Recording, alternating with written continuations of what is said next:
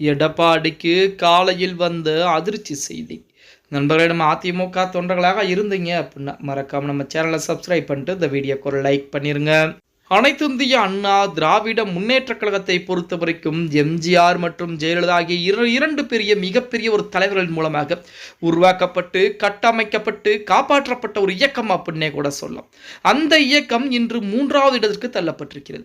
முதலிடத்திலே புதிதாக வந்த தமிழக வெற்றி கழகம், 2ஆம் இடத்திலே திமுக, 3ஆம் இடத்திலே அதிமுக நிலைமை என்பது இருந்து கொண்டிருக்கிறது. மக்களுடைய தீர்ப்பு அதை நாம் அனைவரும் ஏற்றுக்கொண்டுதான் ஆக வேண்டும். இப்படிப்பட்ட ஒரு சூழலில் எடப்பாடி பழனிசாமிகளை பொறுத்த வரைக்கும் நேற்றைய தினம் அதிமுகவுடைய சட்டமன்ற உறுப்பினர் அனைவரும் முன்னிலையிலே ஆலோசனை கூட்டம் போட்டிருக்கிறார்.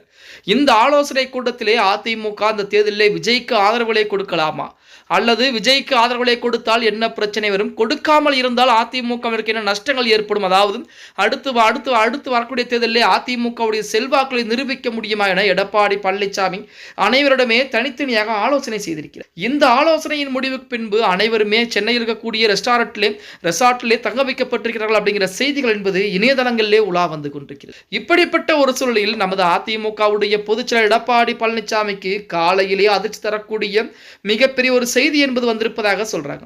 என்ன அப்படின்னா, நமது அதிமுகவுடைய எம்பியாக இருந்த சி.வி. சண்முகம் தற்சமயம் மயிலம் தொகுதியிலே போட்டி போட்டு சட்டமன்ற உறுப்பினராக பதவியேற்கிறார். சட்டமன்ற உறுப்பினராக வெற்றி வகை சூடியிருக்கிறார். அவருடைய ஏற்பாட்டிலே கிட்டத்தட்ட 30 எம்எல்ஏக்களுக்கு மேல் விஜயுடைய கட்சியில இணைய இருக்கிறார்கள் அப்படிங்கிற செய்திகள் தான் தற்சமயம் இணையதளங்களிலே உலா வந்து கொண்டிருக்கிறது. அந்த தகவல் என்பது நமது எடப்பாடி பழனிசாமியின் காதுகளுக்கு சொல்லப்பட்டிருக்கிறது.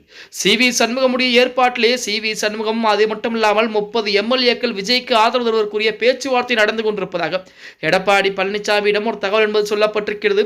இந்த அதிர்ச்சி தகவலை கேட்ட எடப்பாடி பழனிசாமி நேரடியாக சி.வி. சண்முகத்திடம் நேரடி பேச்சுவார்த்தை நடத்தியிருக்கிறார். இந்த மாதிரி தகவல்கள் உலா வந்து கொண்டிருக்கிறது. இதை பற்றி உங்களுடைய கருத்து என்ன, நீங்கள் என்ன நினைத்துக் கொண்டிருக்கிறீர்கள் என பேச்சுவார்த்தை நடத்தப்பட்ட அந்த நேரத்திலே சி.வி. சண்முகம் இறுதியாக ஒரே வார்த்தை மட்டும் சொல்லிவிட்டாராம்.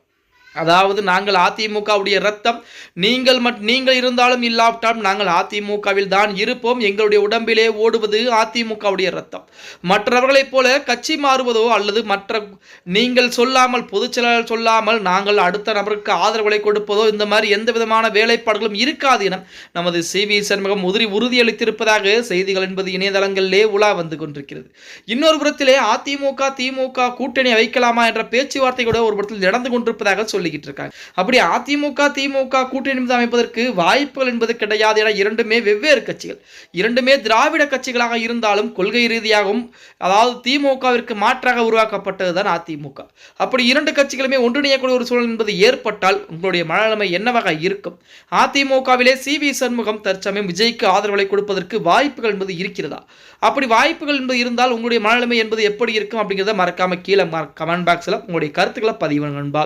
ஓகே गाइस, வீடியோ பிடிச்சிருந்தா மறக்காம லைக் பண்ணுங்க. வீடியோ ஃப்ரெண்ட்ஸ் அண்ட் ஃபேமிலிக்கும் ஒரு ஷேர் பண்ண மறந்துடாதீங்க.